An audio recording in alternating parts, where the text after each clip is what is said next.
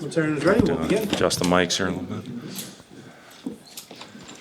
How would you surmise the off season? So you had a lot of new faces and guys blending together. How's that process gone to this point? Yeah, things are good. We've had a few guys that have been in and out a little bit. I know I talked about Burke being out for our scrimmage. He is back on the floor, and he's been really good. I've been really pleased. Starting off with BK, he's in really good shape, and he's shooting the ball at a high clip right now. And we've had a few guys. Oogie's dealing with a little bit of a back issue right now, nothing serious. And Jared had a little bit of a foot sprain, so he's out for most of this week. Hopefully, get him back on the floor at the end of this week. Other than that, we've had everybody out there, and I'll say this: it's a very competitive group. They share the ball. They're unselfish. And it's been a really, really fun group to be around. They're spending a lot of quality time with each other off the court, which I think matters somewhat, especially when you start playing and you're in close games. The chemistry's been really good, and they show up every day. It's not like it's a team you got to jumpstart them and light a fire under them. They come in ready to go. They're in the gym getting extra work in. So, a lot of the little things sometimes you have to worry about. With teams, you don't have to worry about it with this group, so that I guess puts us a little bit ahead. How much does Burke being one healthy but then two confident change kind of everything that you do with the impact he makes defensively, but also what you can bring offensively? Well, I think you saw. Last year the proof is when Burke was playing well, when he was in really good shape. We played our best stretch of basketball. When he got hurt, we lost, I think, one of the two games where he was out, and then with him being off the floor for almost 2 weeks, he just never got back into the same rhythm. And you could ask him, he'd tell you the exact same thing. So, when Burke is playing well, when he's in shape, when he's out there, he does make up a lot defensively. He plays the 4 and the 5, and he's been doing that with us this summer as well. So, I think you saw us last year when Burke was healthy. We definitely had our best stretch of basketball. With the number of new guys you have, how much of this summer, the past 2 weeks, is just about working different combinations and finding what 5 works for you? Yeah, we're changing up every day. We have a different group in red and different group in gray every time we step on the floor. So we are mixing them up a lot. When we had 15 healthy bodies, we'd get 3 teams out there and we'd compete a lot of 5-on-5-on-5. And it's, for us, listen, you say it's a brand new group, but we had 8 weeks in the summer. So we were able to work a lot of those things out. And we've got another 4 weeks that we're going through right now with the official start date next Monday, I guess on the 22nd is the official start date. But, it's not like the old days where it was October 15 and you hadn't seen the coaches all summer. We've got a lot of time to adjust, to acclimate guys in, to get them used to the system on both ends of the floor.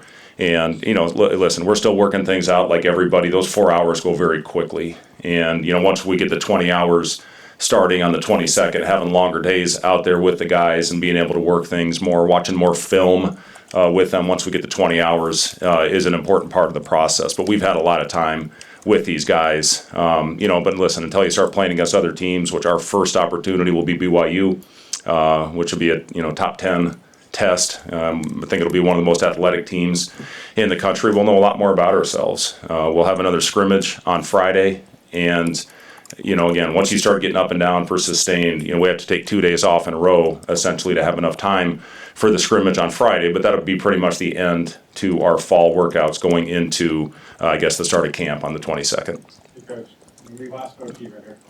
Rink was just coming back in physical play. How's he looking out there? Rink's been great. You can see him getting more comfortable. He was very rusty, obviously expected with the amount of time that he had off after the knee surgery. But he's in a really good place right now. And he's, again, with Rink out there, everything's smoother when he's on the floor. He's a very good pick and roll defender when he's at the level in our system. He's got good hands. He gets a lot of deflections out there. He knows how to use his body. Has he lost a little bit of his athleticism? Probably, as anybody would when they go through what he did.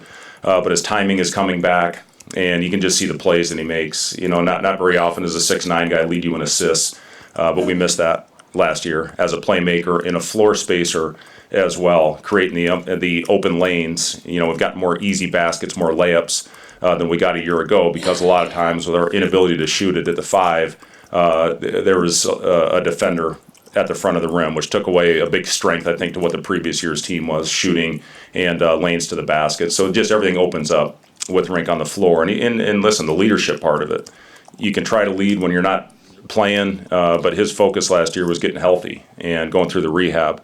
So to have him out there, reestablishing himself as the leader of this group has been important for this team as well.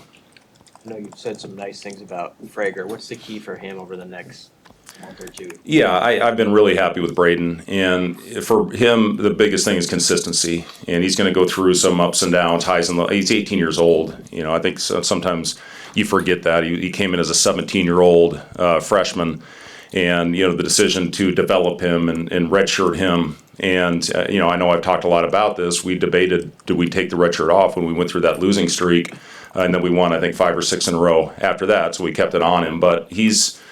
For a team that needs athleticism on the floor, he provides that. He had 2 highlight level dunks last week. I think it was on Friday when he just went over top of 2 guys, and another one on a back cut. He had a great cut. Rink hit him and almost hit his head on the rim. So he brings a level of athleticism that our group needs, especially losing Bryce and losing Jawan. And but again, the biggest thing is consistency. You can go through so much on the scout team and the confidence that you play with in the role that you have, and you tell them to shoot it every time. Now it's about shot selection. Are you taking the right shots?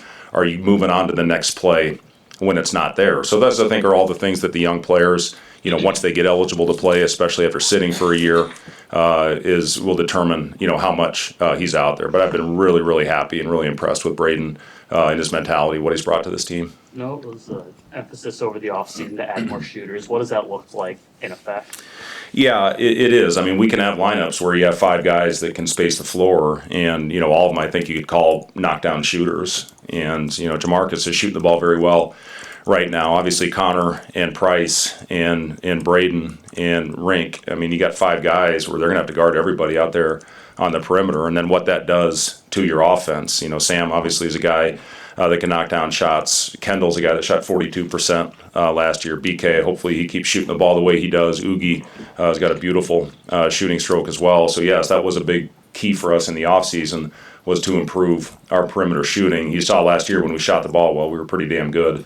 And when we struggled, we had a tough time winning the game. So, having shooters out there makes all the difference in the world on offense. And then we've got probably a different group that's going to be our gritty, tough, defensive-minded team. So, again, we're trying to establish all that now. Wilson, to your question earlier about, different combinations and different lineups, we're not going to have a full final decision on that until we start playing games and who steps up, when you need them most. And, again, different lineups depending on the flow of the game. So, but yes, to answer your question, the shooting, it's been fun, to just run different actions to try to get those guys looks. Who makes up that gritty defensive team?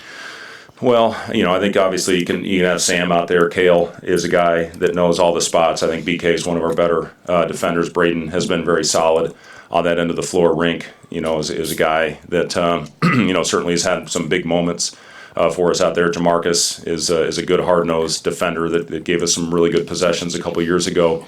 Out there, I'm probably missing a few, but that's the group that just kind of pops into my mind right now. But again, are they going to do it when the lights are on and the popcorn's popping and when adversity hits us? That's the true test on who's going to battle and compete through those tough times. Being Friday, does that feel early to you? I'm sorry, what do you think? Does it feel early, like opening night's Friday? Yeah.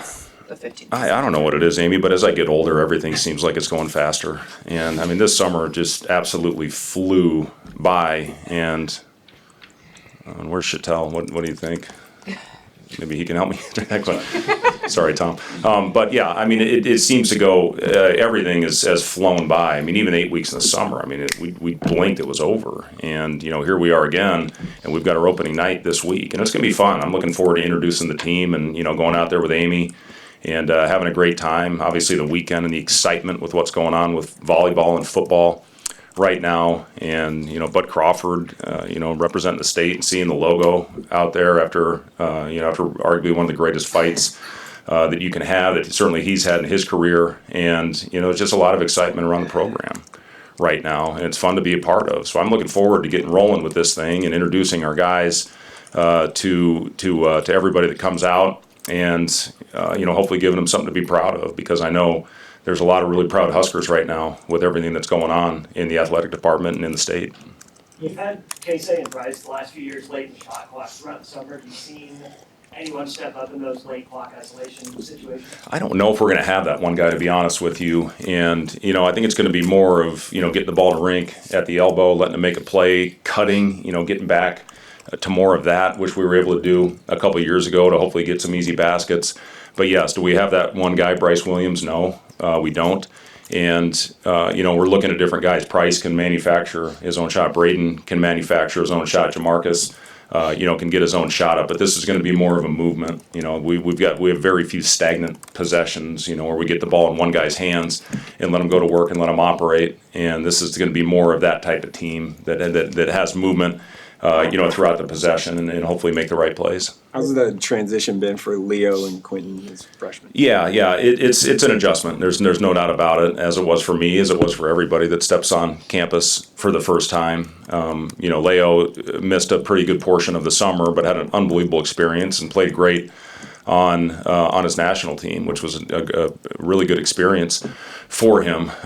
Q's athleticism is something that translates to our level. Now it's about, for both those guys, continue to adjust the physicality and the speed and having to play every possession, like it's your last. So, I've been really impressed with both those guys, and they're going to be good ones. But again, the depth that we have in this team, a lot will be determined yet on who's in the rotation, especially with our freshmen. So, just continuing to develop, and we've got about 5 weeks, I guess, before we take the court, and we'll have that figured out by that time. How hard will it be determining rotations with the level of depth? Really hard, Wilson. It's going to be a very difficult job for our staff to figure out who is in the rotation, not only who starts, but more importantly, who's going to finish and who's going to be on the court at the end of the games. And, again, as I said, we're not going to have that figured out by the opener, I don't think. I mean, maybe I hope we will. But, teams go through a lot of different things, once you start competing and playing against other bodies. So, it is, though. I think I've got it figured out a little bit, and then the next day somebody will step up and play great that I thought may not have as big a role, or somebody you think is going to be a staple, may have a week where they don't play as well. So there's still a lot, going on as far as determining who will be in it, but we're statting everything. We stat every practice. We're statting who wins and keeping track of who's winning the most out there, because that stuff matters. We've had guys maybe that haven't put up huge numbers, but they've had a big impact on winning. And, so that all goes into it when we figure out who's going to be out there and who's going to be in the rotation. With Braden's age, which older guys have you seen maybe helping develop that day-to-day consistency? I think a lot of the guys, I think our group is very together. And, I know everybody would probably say that right now before you start playing games. The challenge is, are you going to stay together, once roles change and that type of thing. But, yeah, everybody's been really good. We challenge them every day, to be a great communicating team. And, sometimes we're really good. Sometimes when things get tough, we're not so good. But we had individual goal meetings with each guy last week. We just finished those up on Friday. And, in those meetings, we talked about their basketball goals. They talked about their individual goals. We talked about their off-court goals. And we have the whole staff in there, the support staff, Kurt, our strength coach, our trainer, Andrew, our sports scientist, our sports psychiatrist, everybody's our nutritionist, and the whole coaching staff is in there.